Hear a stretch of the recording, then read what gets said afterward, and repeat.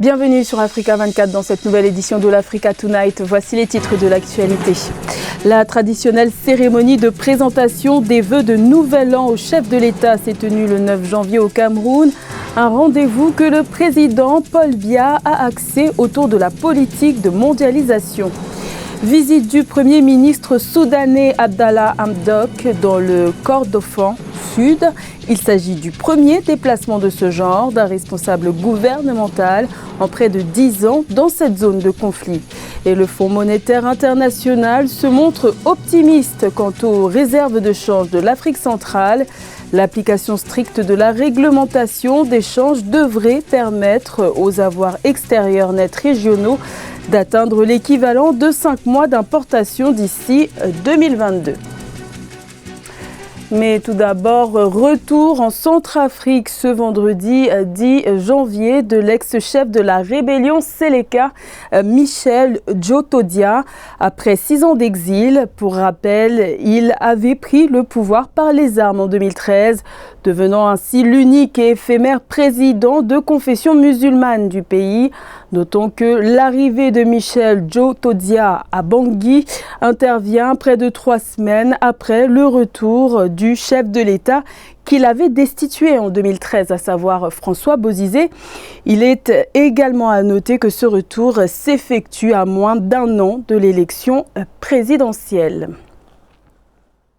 Au Cameroun, la tradition est respectée. Comme tous les ans, la saison des vœux de Nouvel An a été ouverte ce jeudi 9 janvier au Palais de l'Unité. Le président Paul Biya a reçu les vœux 2020 du corps diplomatique accrédité au Cameroun et des corps constitués nationaux. Un rendez-vous durant lequel le chef de l'État camerounais a appelé à reconsidérer la politique de mondialisation. Retour sur cette journée avec Thierry Ndassa. Le président camerounais Paul Biya a reçu ce 9 janvier 2020 au palais présidentiel ses vœux de Nouvel An. C'était en présence des membres du corps diplomatique et des corps constitués nationaux. Dans sa présentation des vœux au nom du corps diplomatique, le doyen du corps diplomatique, Patrick Bifo, a salué le progrès social du Cameroun. Il a par la suite formulé des vœux de réussite quant aux grands chantiers qui attendent le Cameroun en 2020, notamment les élections locales. Sur le plan intérieur, nous suivons avec intérêt les dispositions prises pour l'organisation des élections législatives et municipales qui pointent à l'horizon. Il est à souhaiter que ces échéances électorales se déroulent dans des conditions optimales de sérénité et de transparence. Dans sa prise de parole, le chef de l'État Paul Biya a évoqué la mise en place des recommandations formulées lors du grand dialogue national, notamment celle du statut spécial accordé aux régions anglophones. Il a par ailleurs lancé un appel au niveau international pour une reconsidération de la politique de mondialisation. Le monde peut-il continuer à évoluer dans un contexte de guerre commerciale, de méfiance entre les États, d'incompréhension entre gouvernants et gouvernés? Il me paraît que seule une conférence internationale au plus haut niveau pourrait jeter les bases d'un acte 2 de la mondialisation, selon les termes d'un éminent politologue, c'est-à-dire une mondialisation qui mette l'homme et son environnement au cœur de toute activité économique. Le chef de l'État a réitéré l'urgence de la prise en compte des questions d'environnement, de climat, ainsi que les problèmes migratoires. Pour ce dernier, ces problèmes sont la preuve de l'interdépendance des États en matière de développement. Il avait promis de parvenir à la paix dans les zones de conflit au Soudan et il s'emploie à tenir sa promesse. Le Premier ministre Abdallah Hamdok a effectué ce jeudi 9 janvier une visite dans le Kordofan Sud, un bastion où les rebelles ont combattu pendant des années les forces du président déchu Omar el-Béchir. Plus de détails avec Nathalie Mo. Le Premier ministre soudanais Abdallah Hamdok en visite officielle ce 9 janvier 2020 au Kordofan Sud. La présence du chef du gouvernement du Soudan à Kaouda, le bastion du mouvement de libération du peuple soudanais Nord, est présentée par les autorités soudanaises comme une étape brillante vers l'instauration de la paix dans tout le pays. La visite du Premier ministre soudanais dénote d'un acte politique de forte ampleur sur le plan symbolique parce que Kordofan représente le point de discorde longtemps revendiqué par les deux États et où l'accord de Naivasha de 2005 avait été signé mettant fin à la guerre entre le Sud et le Nord dans l'optique d'une éventuelle transition. La visite du Premier ministre soudanais au Kordofan Sud intervient alors que les discussions entre le gouvernement et les groupes armés rebelles sont suspendues à Juba, au Soudan du Sud. Des observateurs estiment qu'il serait opportun que les partis évoluent sur la question de la laïcité du Soudan, ainsi que d'autres points de discorde qui demeurent en suspens. Il faut souligner qu'il sera question pour le Premier ministre soudanais d'initier des discussions avec les mouvements armés. Enfin, la symbolique de cette visite peut s'inscrire sous le prisme de la volonté d'une paix globale, puisque toutes les questions seront sur la table des discussions. Début janvier 2020, le mouvement de libération du peuple soudanais nord a étendu de 3 mois son cessez-le-feu unilatéral afin de permettre aux populations d'accéder à l'aide humanitaire. De son côté, le Premier ministre soudanais a multiplié les gestes d'apaisement en direction des États rebelles du Darfour, du Kordofan Sud et du Kordofan Nord. Dernier en date, sa visite au Darfour le 1er janvier 2020, après de violents affrontements entre tribus arabes et peuples massalites. Également dans l'actualité au Bénin, la commune de Savé, située dans le centre du pays, est connue pour être le bastion de l'ancien président Thomas Boni Yayi, principal rival du chef de l'État Patrice Talon, a été le théâtre d'affrontements entre population et forces de sécurité ce jeudi 9 janvier.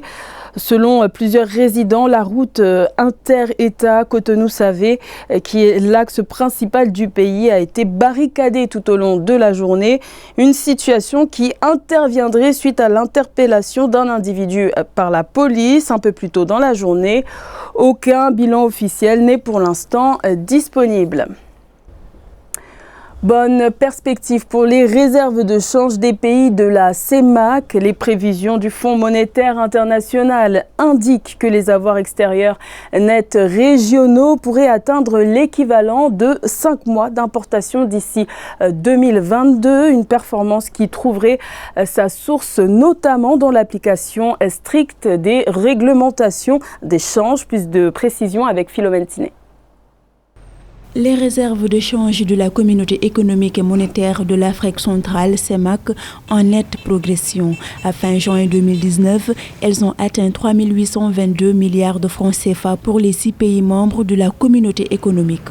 Les avoirs extérieurs nets inscrits dans cette même dynamique devraient atteindre l'équivalent de 5 mois d'importation de biens et de services d'ici 2022, d'après les projections du FMI, Fonds monétaire international. Ces pays ont mené des négociations avec le Fonds monétaire international. Ils ont bénéficié d'un retour d'une conjoncture favorable. Ils ont dû engager un certain nombre de réformes, maîtriser les dépenses et avoir une rigueur sur le plan budgétaire. Ces efforts-là, consolidés aujourd'hui, portent leurs fruits. Les réserves de change disponibles pour la région centrale africaine atteignent plus de 3 mois d'importation.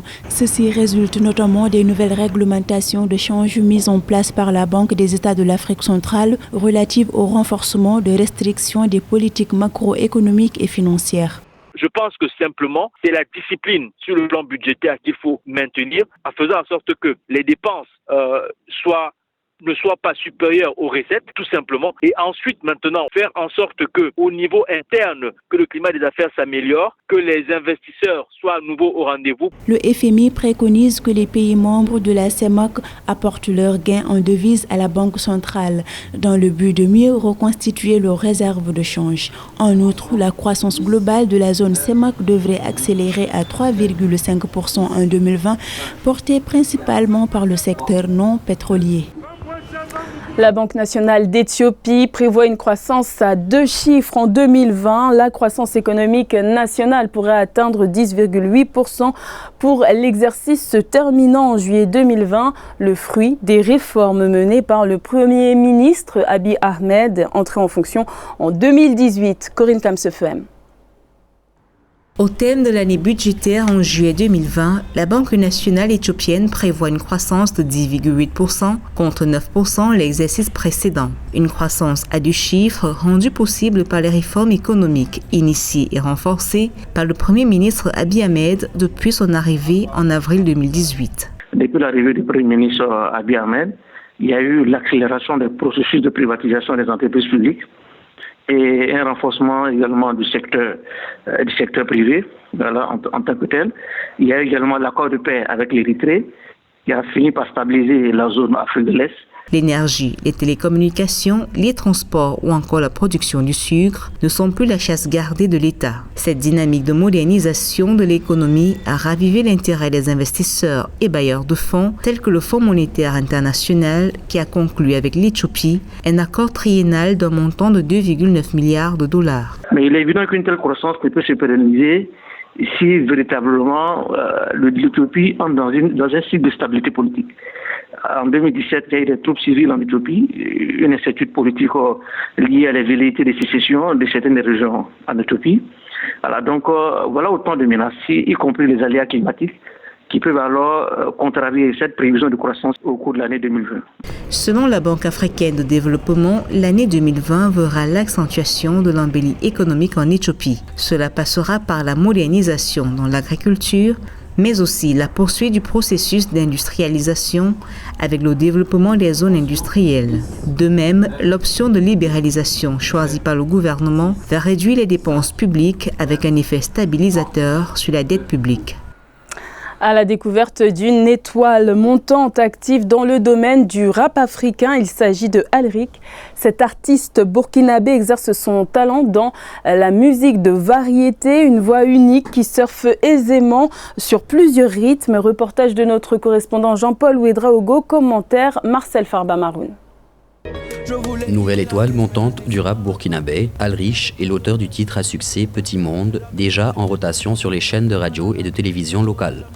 Avec une carrière solo qui démarre à peine, il évolue désormais sous la houlette de son mentor et producteur, le rappeur Smarty, avec qui il entend exploiter son potentiel pour le bonheur des mélomanes. Nos devanciers, ils ont fait beaucoup de choses pour nous autres. Les devanciers, ils ont envoyé la musique vraiment assez loin. Ils ont fait ce qu'ils pouvaient. Et je pense que nous, notre génération, on se doit de continuer ce combat-là. Ce qu'ils ont fait, on doit faire plus que ça. Fils d'un père lui-même artiste-comédien, Alric côtoie très vite le milieu artistique, où il est bercé par la musique traditionnelle. Toutefois, c'est en grandissant que le rap s'est imposé à lui. Aujourd'hui, il touche beaucoup plus à la variété et aborde plusieurs sujets liés à la jeunesse, tels les rapports père-fils, la guerre ou encore les femmes. Dans mes compositions, j'aborde beaucoup de thèmes. En réalité, j'aborde la société en général, que ce soit les tares ou les bonnes choses, je sais pas. J'aborde plusieurs sujets et aussi au niveau de notre génération, j'aborde aussi nos problèmes, ce que la génération pense tout bas. J'essaie de mettre ça en lumière et voilà, j'essaie de parler de plein de choses, l'inspiration. Son rêve, c'est de voir sa renommée dépasser les frontières du pays. Pour y arriver, Alric se fixe entre autres objectifs la création et la formation continue afin non seulement de demeurer présent sur la scène, mais aussi de saisir les opportunités qui se présenteront à lui. C'était le journal de la rédaction. Merci de votre fidélité. Restez sur Africa 24, l'information continue.